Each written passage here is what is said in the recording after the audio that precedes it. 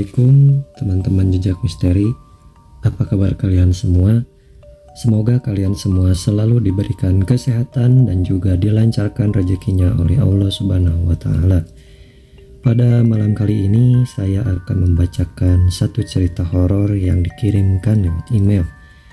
Sebelum kita mulai ceritanya, bagi teman-teman yang baru bergabung di channel Jejak Misteri, silahkan di subscribe dulu dan jangan lupa klik juga tanda loncengnya agar kalian gak ketinggalan cerita-cerita horor selanjutnya.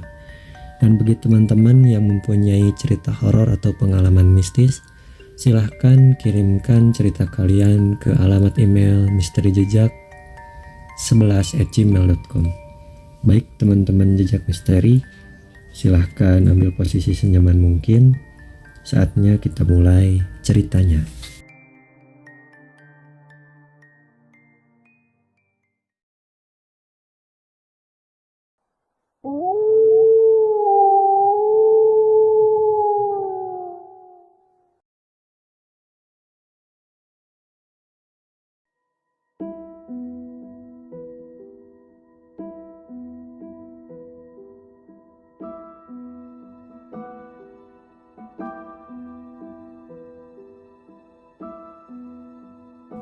Assalamualaikum teman-teman semua. Perkenalkan, nama saya Dendi. Camping merupakan salah satu kegiatan yang banyak digemari oleh orang-orang. Namun, terdapat kisah atau cerita mistis yang tersimpan di dalamnya. Kebanyakan cerita mistis banyak juga yang mengalaminya saat mendaki atau camping di pegunungan. Begitu juga dengan saya yang pernah mengalaminya di Gunung Lawang Angin Burangrang.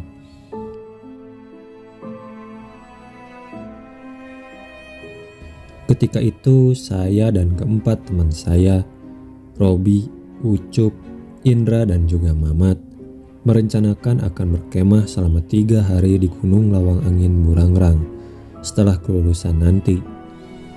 Kenapa kami memilih camping di sana? Karena kami belum pernah camping di gunung itu. Kami ingin mencoba tempat yang lain, karena selama masa sekolah kami sudah sering mendaki ke gunung-gunung lain. Dan menurut informasi, tempat tersebut berdekatan dengan tempat latihan tentara.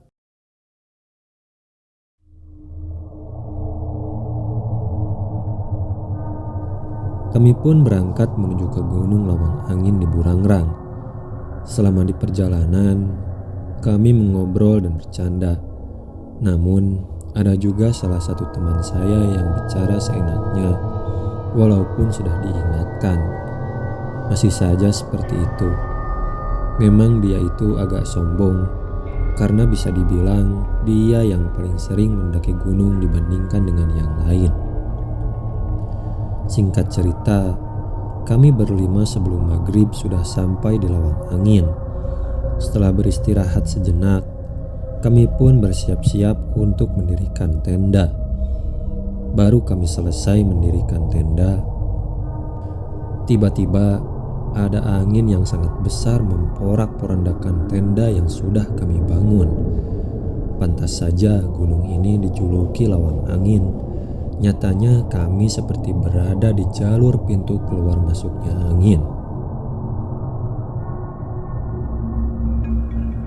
Malam itu kami tidak jadi mendirikan tenda karena situasi dan kondisi cuaca yang tidak mendukung. Akhirnya kami pun turun kembali ke bawah dan memutuskan untuk ikut bermalam di pos tentara yang berada di sana.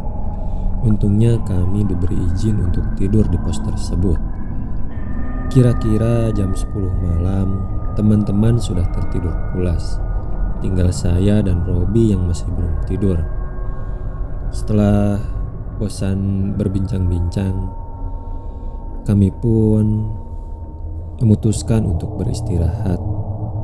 Dan kami pun bisa tertidur saat jam 11 malam. Tidak terasa saya terbangun saat hari sudah siang. Saya pun bergegas mencuci muka dan bergabung bersama teman-teman yang sedang berjemur. Ketika kami sedang berjemur, datanglah seorang tentara dan menghampiri kami. Lalu tentara itu bertanya, "Apa kalian gak ngantuk? Jam segini belum pada istirahat. Jam 3 masih pada bercanda sambil main gitar." Mendengar perkataan tentara itu, kami pun keheranan. Karena saya dan Robi yang terakhir berada di luar pos, jam 11 malam baru bisa tertidur. Pada malam kedua, alhamdulillah kami bisa mendirikan tenda. Tapi kami tidak mendirikan tenda di tempat yang kemarin. Namun kami pindah tempat agak masuk ke wilayah hutan agar angin tidak terlalu besar ketika menerpa tenda. Malam itu selepas Isya, kami sudah berada di dalam tenda. Suasana saat itu sangat sepi karena tidak ada orang lain di sana. Tiba-tiba kami melihat ada sosok bayangan yang lewat di depan tenda kami. Kami semua pun waspada. Takutnya itu adalah orang yang berniat jahat terhadap kami. Karena penasaran, kami pun mengintip dari celah tenda. Pas dilihat, saya tersentak kaget dan sebagian teman saya langsung ketakutan. Sebab di luar tenda terlihat banyak sosok pocong. Pocong itu ada yang melayang turun menuju jurang dan ada juga yang melayang naik menuju ke atas gunung. Melihat penampakan seperti itu, tubuh Indra bergetar hebat karena ketakutan. Saya pun mulai merasa was-was karena tempat yang kami dirikan tenda sepertinya itu adalah jalan perlintasan para dedemit. Setelah melihat penampakan pocong itu, kami tidak ada yang berani keluar dari tenda. Keadaan semakin mencekam ketika terdengar suara dedaunan yang terhempas ditiup oleh angin dan sesekali terdengar juga suara nafas berat dari belakang tenda. Kami hanya bisa diam di dalam tenda sampai satu persatu dari kami mulai tertidur. Pada malam ketiga, suasana mulai terasa tenang. Malah angin pun tidak terlalu besar, tidak seperti biasanya. Sepertinya malam ini kami bisa beraktivitas di luar tenda. Sebagian dari kami ada yang membuat api unggun. Kami berharap pada malam terakhir kami berada di gunung itu tidak terjadi hal yang menakutkan seperti malam pertama atau kejadian kemarin malam. Sekitar jam 8 malam, kami pun memutuskan untuk memasak. Namun, persediaan air sudah tidak cukup. Akhirnya saya memutuskan untuk pergi mengambil air ke sebuah sungai yang berada di bawah, lumayan agak jauh dari tempat kami mendirikan tenda. Saya dan Indra pun berangkat sambil membawa jerigen. Indra mengikuti saya dari belakang sambil menyoroti senternya ke arah depan. Singkat cerita, kami pun tiba di sungai itu.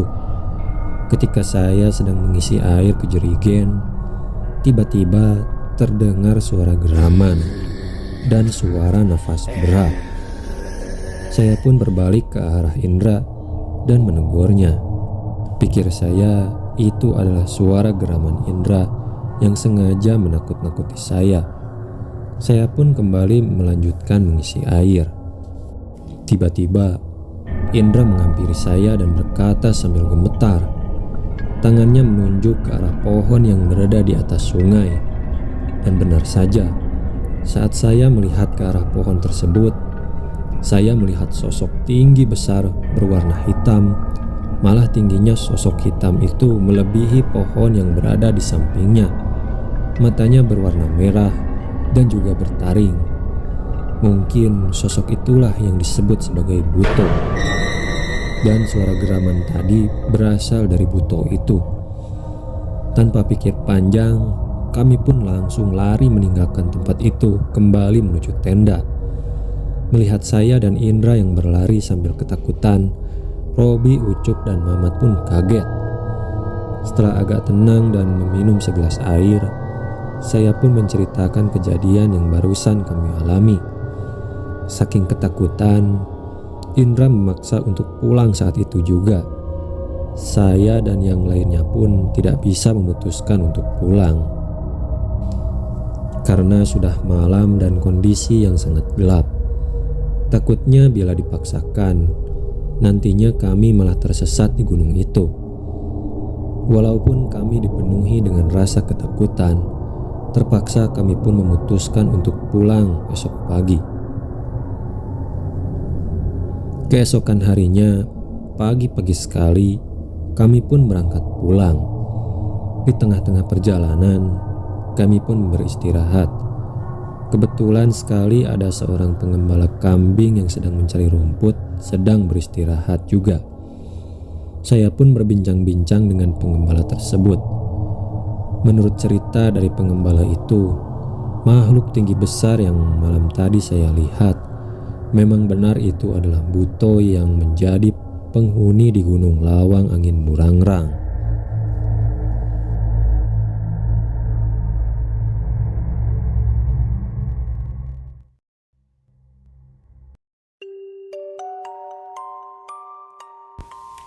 Oke teman-teman, itu dia tadi ceritanya sudah saya bacain.